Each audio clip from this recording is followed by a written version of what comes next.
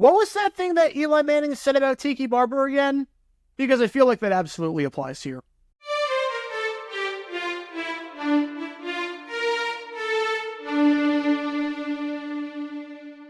Welcome everybody to JG9 News, where we talk all things NFL all the time. I'm Jower Garenai, representing the 904 from the 602, and today we are talking about this team behind me right here, the New York Football Giants, and running back Saquon Barkley, set to hit free agency in just a few days. One of the top targets available, maybe the best running back on the board in free agency in one of the most stacked free agent running back classes of all time.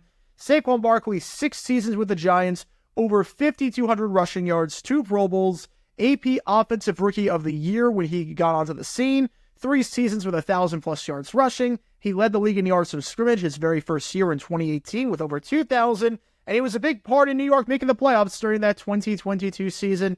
A great career in New York for the 2nd overall pick in that 2018 NFL draft behind Baker Mayfield. But it looks like his time in New York is done.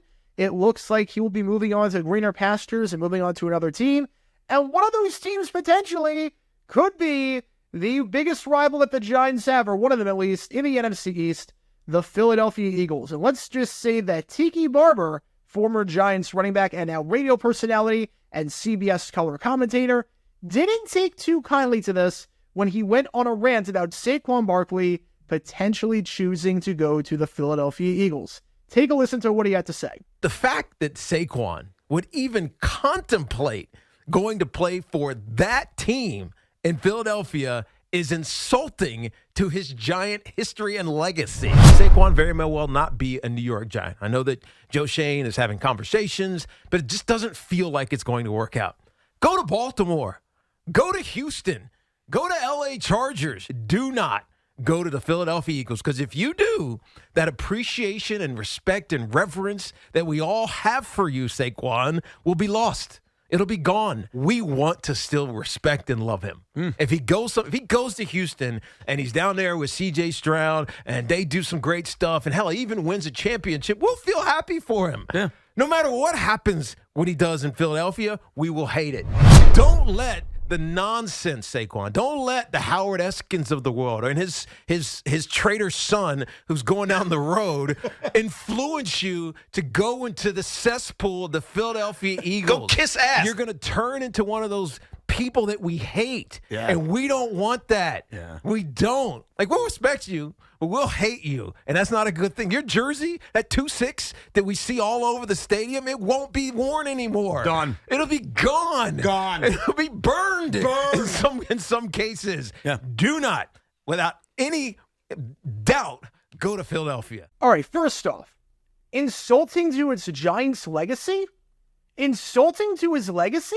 Look, Saquon Barkley, he did everything he could in New York. Yes, he would hurt his legacy a bit if he went to Philadelphia. No one's denying that. But he grew up around Philly. Close friends are Eagle fans. He didn't choose to become a Giant. He might not care about that. But more importantly, Tiki Barber talking about Giants legacy. Tiki freaking Barber talking about how your legacy could get impacted with the Giants. He is the last person to be talking about Giants legacy. This is like O.J. Simpson talking about how to love your wife, or Big Ben talking about how to treat women. Tiki Barber had over 10,000 rushing yards with the New York Giants, was a great player for over a decade. He should have been a Giants legend, but now he is universally hated there to the point where his name is like Voldemort because of how much he tainted his legacy by quitting on the team and by bashing Eli Manning and Tom Coughlin right as they were about to win the Super Bowl. Tiki Barber talking about Giants legacy and how important that is. I just have to get a good laugh at that. I have to get a really good laugh at that because Tiki Barber is the last person to be talking about that. But number 2, what Tiki Barber said, I would be concerned if I'm CBS. I would be very concerned if I'm CBS because there was no hint of him being impartial here. He was saying we when referring to the Giants. So clearly the Giants are his team and his favorite team because you don't say we unless you're talking about your favorite team. Now, I don't have a problem with using we when referring to teams. I know a lot of people sometimes do. I don't have a problem with that whatsoever. I use it a lot when referring to the Jaguars. It's just easier that way. But when you're a color commentator, when you are an analyst, you're calling the games for CBS, you have to be impartial. That's the role of a color commentator. Provide analysis in an impartial way. You can't have guys openly rooting for teams. Alex Hawkins, I did a video on him a while ago and what happened with him at the NFC Championship. He was openly rooting for the Cowboys, and that was a big reason why he eventually got fired from the network. There were a bunch of reasons why. The Roger Staubach sissy comment, the fact that he was just woefully unprepared for that game, but he openly admitted to rooting for the Cowboys, and that did him in. And Tiki Barber is now openly admitting to the Giants being his favorite team and his preferable team by referring to them as we. And on top of that, CBS put him on multiple Giants games last year, so you clearly can't be neutral if you're working a Giants game and you're referring to them as we. Now, studio hosts or radio personalities having a favorite team, that's totally fine. We see that all the time. Look, Bill Simmons is one of the best out there in terms of being a studio host for the NBA, and he was a diehard Celtics fan, and he pulled no punches about that whatsoever. He was very, very good when he was on ESPN working there. So I don't have an issue with that. But calling games, you got to be impartial. And Tiki Barber clearly showed with this that he is not impartial. And also, he called Eagles and Philadelphia a cesspool, which, again, if you're a radio host or a studio guy looking to rile people up, that's fine. But not if you're a color commentator who is supposed to be neutral and unbiased.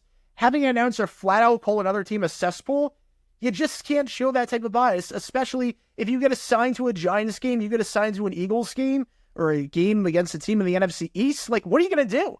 How can CBS executives trust you? I think CBS executives might be looking at what Tiki Barber said, and they might be having second thoughts, especially because it was a three-man booth, and Matt Ryan was phenomenal last year with Andrew Catalon. We might see some changes there if CBS doesn't take too kindly to this. On top of that, I love how you call Philly a cesspool, you bash their fans, and then you turn around and say that if Saquon Barkley leaves, because that's the whole point of this, the Saquon Barkley leaving, Giants fans will burn his jersey. Do you not see the hypocrisy there? Yeah, Philly is bad. Philly's a cesspool. Philly's terrible. Giants, that's where it's at. Oh, by the way, if you leave the Giants, we're burning your jersey. We're never speaking your name again. Like, you do see how that's a bit of a problem, right?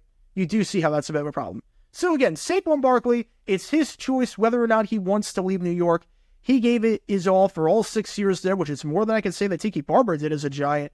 Tiki Barber talking about Giants' legacy is laughable, and the way that he did this, not only does he come across as an idiot, not only does he come across as someone who is completely not self-aware about anything, but at the same time, he also might have drawn the ire of CBS executives in the process by the way he talked about the Giants, especially because he got assigned to some Giants games last year, and by the way he talked about the Eagles. It's going to limit the number of assignments he might get this season, and again, you got to show neutrality. You got to at least try to show neutrality as best you can, and Tiki Barber very clearly cannot do that.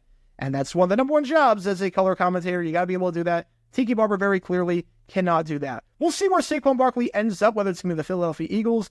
God, I hope it's not the Houston Texans. I can tell you that much. He would be a great fit in Houston, but God, I would hate it so much as a Jaguars fan.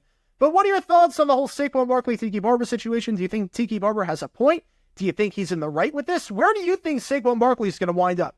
Philly, Houston, another team, Baltimore maybe? Let me know your thoughts in the comments down below. And that's going to do it for this episode of JG9 News. Be sure you like and subscribe. It helps the channel out a lot. And be sure to check out my main channel, Jaguar9, where we talk all things NFL history all the time. Until next time, this is Jaguar9 signing off. And as always, go Jags.